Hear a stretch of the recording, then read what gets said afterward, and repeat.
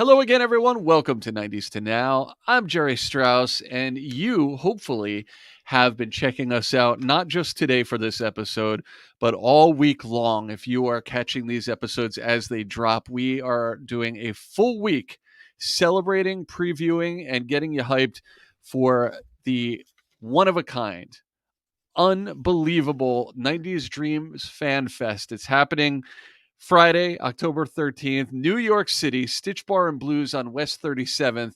The one and only ever thus far reunion of every single member of the California Dreams band, all in one place, all on one stage. It's an all day event leading up to a giant performance at night. And we've saved the best, I think, in many ways for last, as far as all these awesome conversations we're having with all your favorites from the band, because our guest's name has come up in, I believe, each and every one of these conversations thus far as a true ringleader of this thing getting off the ground, making this thing happen. She's the one behind it all. She's the one that those of us excited for it maybe can direct a heap of thanks towards. Jennie Kwan, so nice to see you. How are you? Jerry, it's so great to be here. That kind of brought a tear to my eye. That's really sweet. I'm doing really great. Thank you. Thanks for having me. Hey, well, look, and this is coming from the all the horses' mouths because everyone is, we're saying, from your perspective, when did you first hear this event? How is this thing happening? Why is now the right time? And everyone is saying that Jennie Kwan is such a big part of Oh, why this is coming together in such a massive way. I mean, it's not a small undertaking to get not just some of the band together, but every member from every iteration of the band all in one place. It's awesome. oh my gosh, I'm getting a little verklempt here. I did not expect that. Thank you. But that is such a huge compliment coming from my castmates. I will just back up just a little bit to 2019 when Kelly and I were at a very popular girl group concert. And she leaned over to me and she's like, "How come we can't do this?" And I said, "Well, we can. We just have to do it ourselves." And so we were so blessed to have put on not one but two concerts in 2019. We sold out the first show in 20 minutes. We had to add a second show. Our third producer, Derek Berry, who many of you guys know, who do the pop-ups all over the country. He does like the Barbie Cafe right now. He was just such a godsend. And then this time around, we were talking about it again. Why is it the right time right now? And another friend of mine who produces and is the main editor of a magazine called Wingman Magazine was like, "Jennie, you guys are still viable." I'm like, "What?" And we wanted to we wanted to go on tour after the first concert. We were going to go on a small mini tour, and my mom got really ill, and I'm totally being transparent. My mom got really ill. I had to take care of her, and then COVID happened, and the timing, obviously, for our whole country, our whole world, shifted everything. Cut to, like I was saying, this magazine shoot. It was like, you know what? We love being together. We love singing. The songs are classic songs that people are always asking us, "How come you guys aren't doing a concert? How come you're not doing a show? How come this? How come that?" And just the overwhelming sense of that desire for us to come back together and perform. And I think right now, with everything happening in the world, how it's so it's always changing. I think people long for that sense of nostalgia and those real warm and fuzzy feelings that I think hopefully our show provided for people. I mean, it wasn't always fluff. We always had, really great storylines from our writers, but the music just added a whole nother element that people really still gravitate towards. So it's kind of like our give back, our love letter to our fans who have supported us for over 30 years. And we're so blessed to be in this position, to be able to do something like this, and in New York City, in the apex of one of the most popular cities in the world. It's an undertaking, it really is, but it's definitely worth it. Yeah, and clearly a labor of love, a project of passion for Absolutely. yourself, and I mean, everybody who's been on this show, thankfully, has echoed the sentiments of just the excitement of going back Yeah, and seeing everybody, and it almost feels as if it's equal parts reunion and performance. Like the fans just get to be a part absolutely. of that feel good moment. Absolutely. And it's funny because we talk amongst ourselves like, oh my gosh, all of us are going to be there. We haven't seen so and so since the taping, or we haven't seen whoever, or some of us still see each other. Maybe too much, Michael. Just kidding. Love you. But, like we're lucky that we have as much excitement to get back together as our fans do, and that's something that's really special that you can't replace. I'm going off on a tangent, but I was thinking the other day that how lucky are we that we have, a show that we're able to come together, and everybody is doing really well and is successful in life. Sometimes things take a turn for the worse, and I just want to say I was really thinking about that the other day, and how proud I am of everybody and where they are in their lives, and that we're still here. And even though sometimes we don't think our life is going in a specific way, but there's always something that connects us, and we're all artists. And again, we're so lucky to be able to come together and share this with people who loved California Dreams. Yeah, yeah, and that's a really great point because you guys were so young during the Oh, heyday we were of this, so and to be able to navigate that and have these amazing careers and lives, during, before, and after, and to still be, to be able to come together and still, all be happy and happy to see each yeah. other. I don't remember ever hearing of a high school reunion where everybody was thrilled to go back, but you guys absolutely seem to be.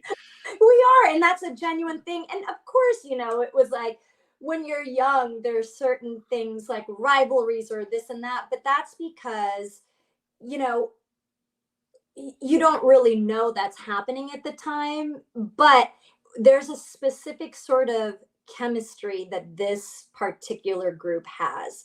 And I'm not just saying that. It's true. Like you will see people who've been on shows and they never talk to people who they've worked with again. But for example, um, I see Michael a lot. I just saw Kelly, and I'm actually going to be traveling to her next week.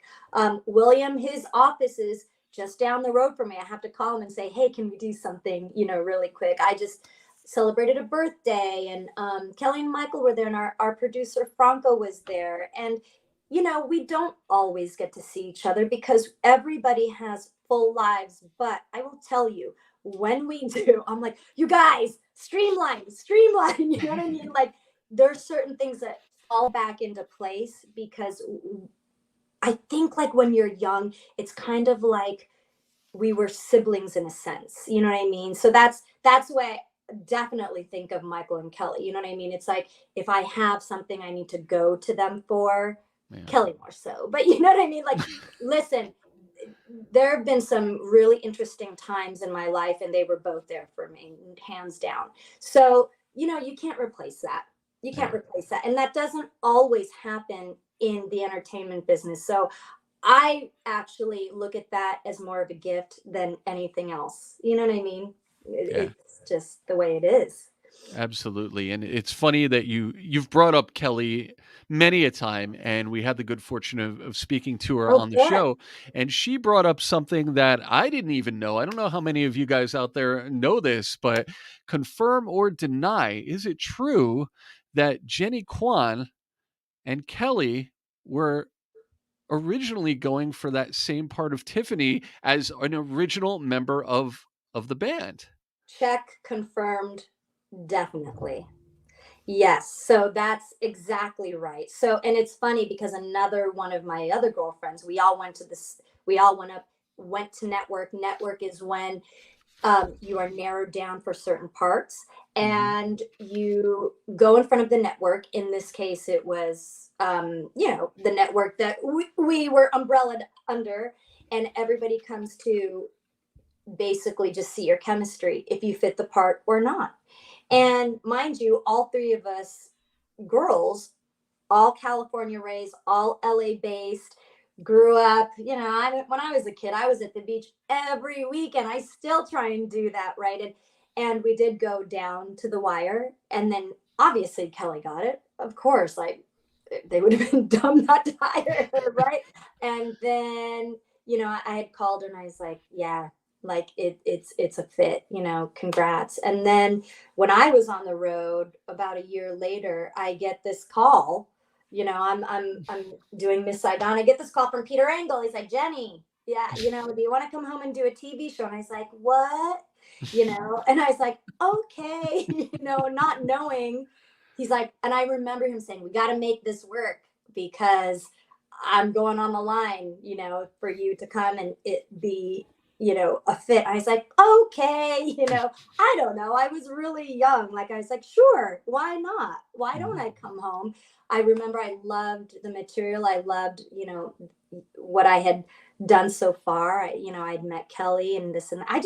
I thought it was fun. Yeah, yeah. So, And you just leapt right in, and it's uh, it's one of those situations where I think if people don't think too hard, they forget that you were not an original member of the mm, band because you were such a great fit, and aw. it's just a natural.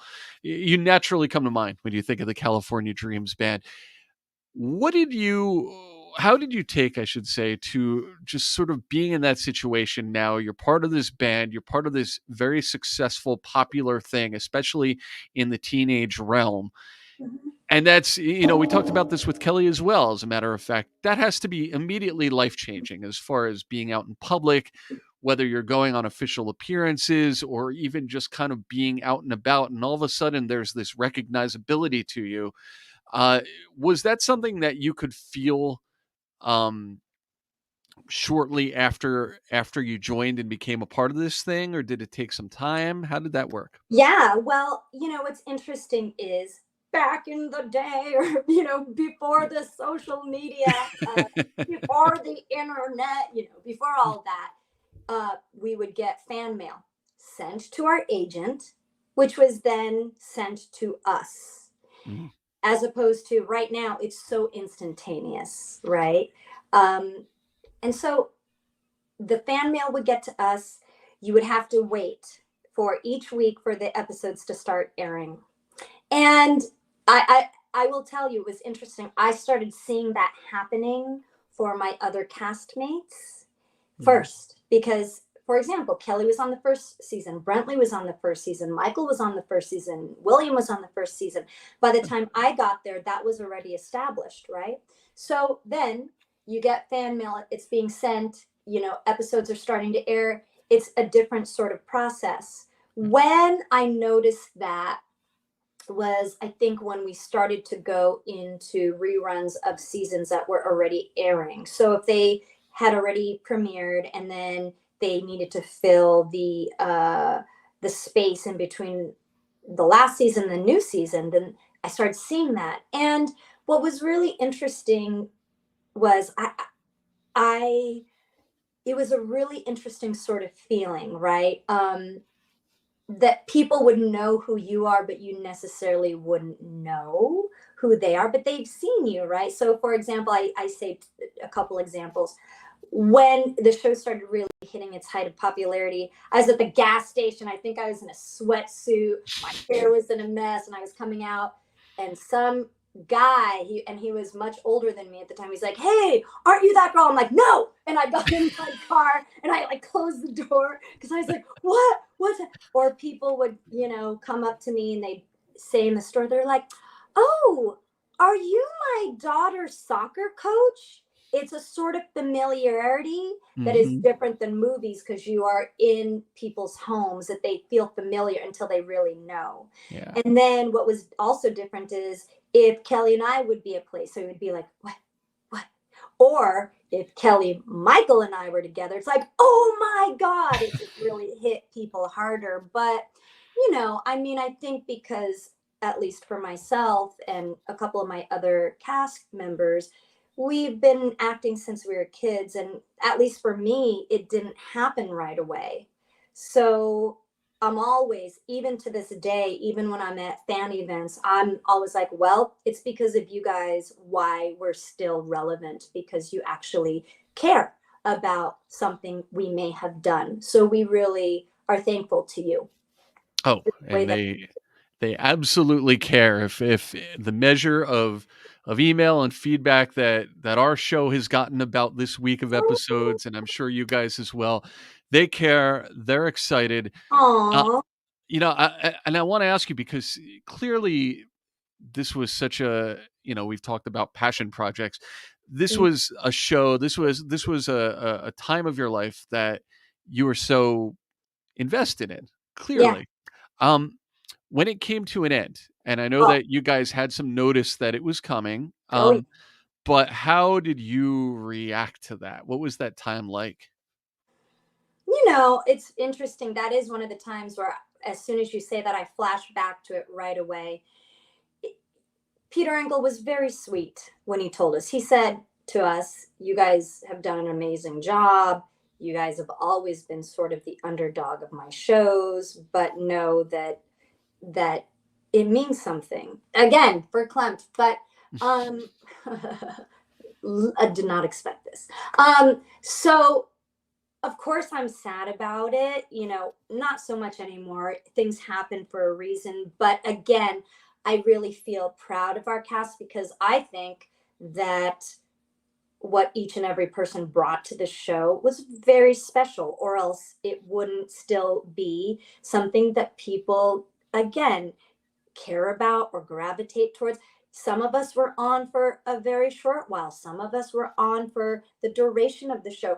People who were on, like, for example, for Heidi, it's like the minute we announced her and Diana, people just went absolutely nuts, more than, like the rest of us, because that's how much of an impact their characters have made on people. Maybe, someone really identifies with the Jennie character. Someone might really identify with the Lorena character, so the fact that people really were just going crazy with the announcement of them being part of it is it's really, really impactful.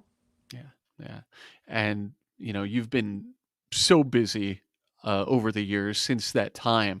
I just want to dive into it a little bit because Sure. beyond the California Dreams band, so many people know you for various projects, hearing you while not necessarily seeing you through this Sure. amazing voiceover career that you've built. Oh, thank Was you. that something that how early did you have that in mind, or did that kind of just become a path that you fell into based on the opportunities? Well, I'll tell you, it's a little bit of both. What people may not know is my first professional job. I was a singing voice of a character by the name of Audrey on a cartoon by produced by Heidi's stepfather. It was a Saban Entertainment, I know, called Little Shop, which is based on Little Shop of Horrors. Mm, They already had the character, the voice. They'd already recorded it for the speaking part, but they needed someone who could match her voice. It's called a voice match, to match exactly how the character sounds for the singing role of it. So mhm. that was my first professional gig. Now, I had done voiceover. I've, dabbled in it here and there. But I was doing a lot of theater, a lot of on camera. And then a few years ago, I thought, you know what? This is something that I really want to get back into. I have fun with it. After I did Avatar: The Last Airbender, I was like, yeah, that was fun. I think this is something maybe I could do. And I really devoted a lot of time to kind of just get back into it. And once I really decided that I was going to commit all the way, it was like, whoa, So, for example, I was just sharing with Jerry that tomorrow I have two sessions. They were trying to fit in a third before I leave for a fan, expo. And I'm like, this is my life now. I've been so fortunate. And also, the Avatar fans and the video game fans, they are just extraordinary. Just the support that we get, it's really something to take in. And again, I'm very lucky that it's taken this path. I don't take it for granted. It's a lot of hard work.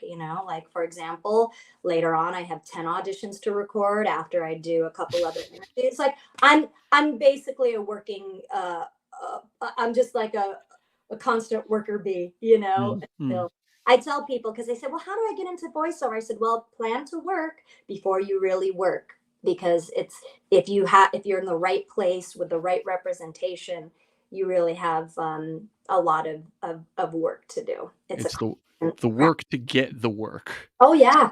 Oh yeah. Because if you're auditioning, sometimes you have two auditions in a day.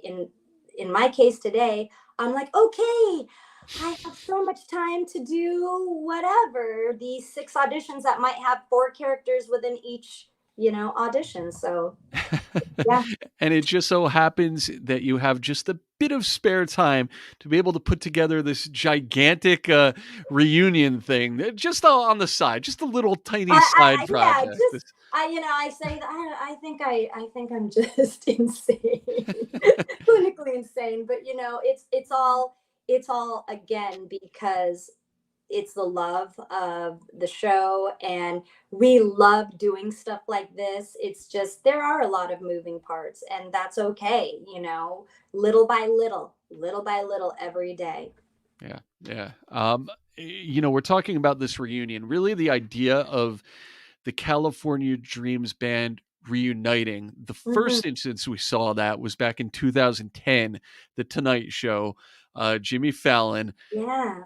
That was kind of groundbreaking because before even other big reunions that he had on the show that went viral and everything, this one kind of kicked off the idea of that, and people just went nuts.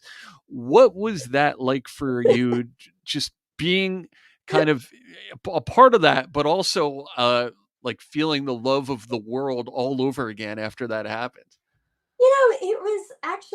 It felt very surreal and at the same time fitting, right? Because the way that Jimmy worked, it was like he had the ability to just bring onto his show things that he loved.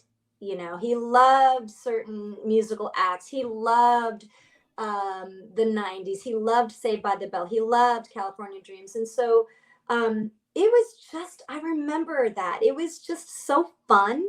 And again, we got to get back together, and it's just a certain specific chemistry when we get together.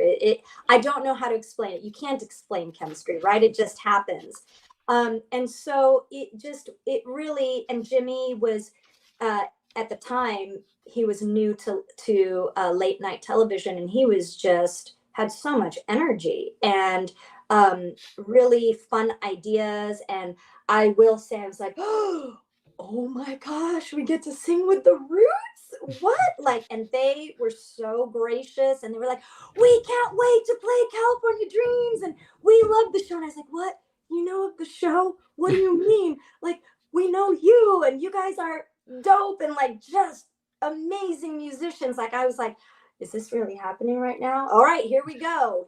And it was just a super fun, exciting time. And yeah, something for the books. We've been so fortunate.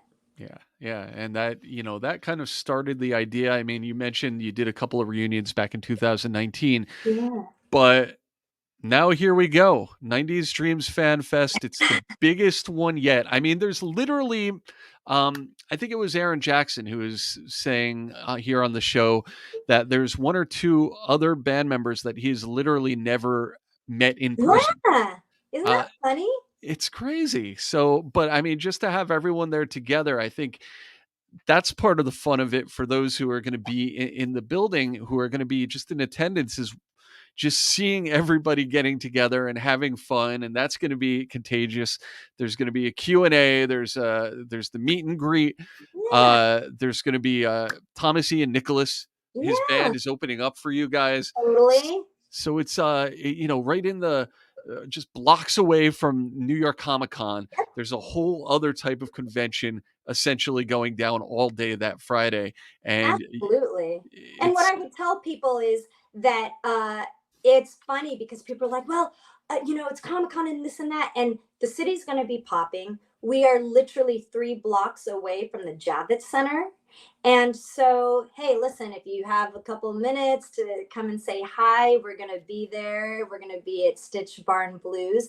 And then in the evening, people are always looking for something to do. The city's going to be outrageous, and we're right in the middle of it. So we're excited to just, have people who've already bought their tickets and more people.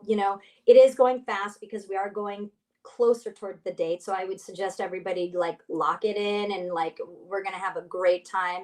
The bar is such a fun place, and an active working musical bar. So it's just fitting.